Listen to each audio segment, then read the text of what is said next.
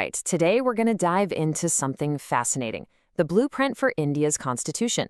You might think a document that massive was just written after independence, but nope. The real story is that its core ideas were hammered out, you could say, in the fire of decades of debate, protest, and hard-fought compromise. It's a pretty epic journey. So, how is a nation's rulebook actually written? It's a great question, right?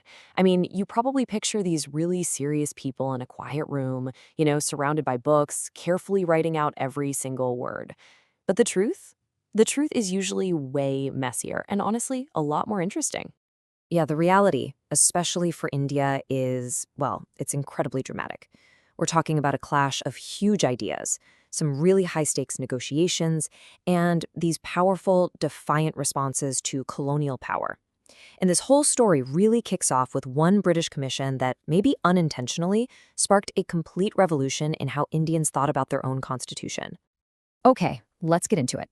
Our story starts in the late 1920s. The British are trying to figure out India's future, but their plan totally backfires and leads to Indian leaders basically saying, fine, we'll do it ourselves.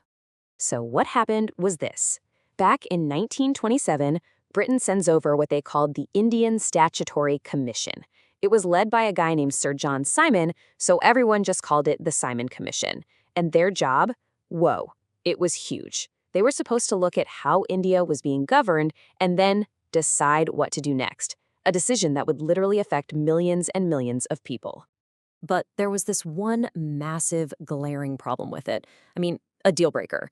On this 7-member commission, the one that was supposed to decide the entire future of India, how many Indians do you think were on it? The answer is 0. Not a single one. You can imagine how that went over. This all-white commission was seen as a huge insult, and it set off boycotts and protests all across the country.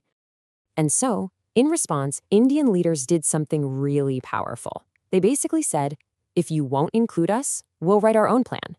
And that's exactly what they did. The major political parties got together and came up with the Nehru Report of 1928. This was a huge deal, led by Motilal Nehru.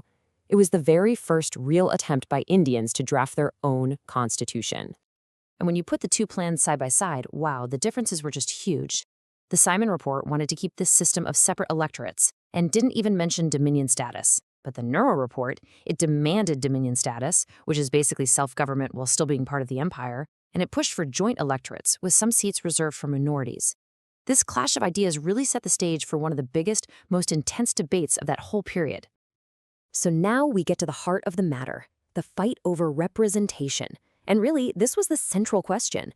How on earth do you create a system that's fair to all of India's incredibly diverse communities?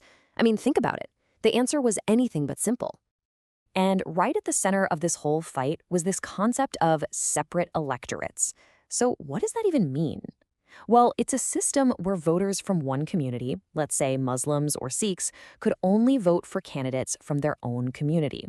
Now, the idea was to protect minority rights, but a lot of people were worried it would just slice the nation up into these separate political boxes.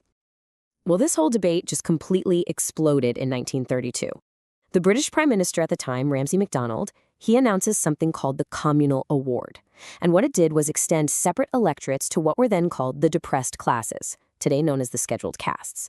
Mahatma Gandhi saw this as a move to just shatter the Hindu community politically, and he decided he would oppose it with everything he had, even his own life.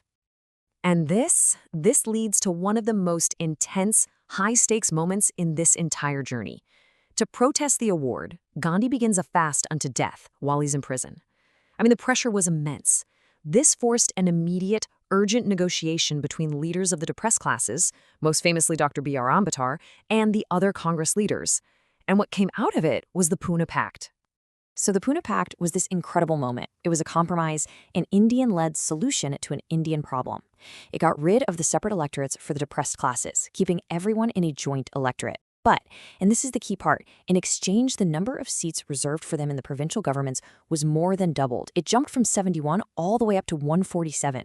And that idea, that principle of reserved seats that was born right there, well, it's still a fundamental part of Indian politics to this day.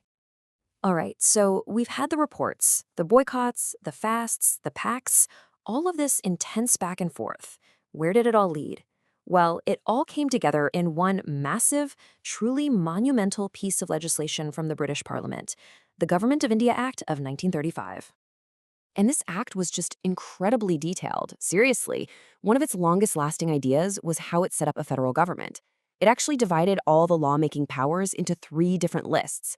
You had a federal list for the central government, a provincial list for the provinces, and a concurrent list for stuff they could both legislate on. Now, does that 3-list system sound familiar? It absolutely should. It's the direct ancestor of the system India's constitution uses right now. But, the act wasn't a complete home run. Its biggest, most ambitious idea, creating an all-India federation that would include the princely states, it never actually happened. The states just refused to join.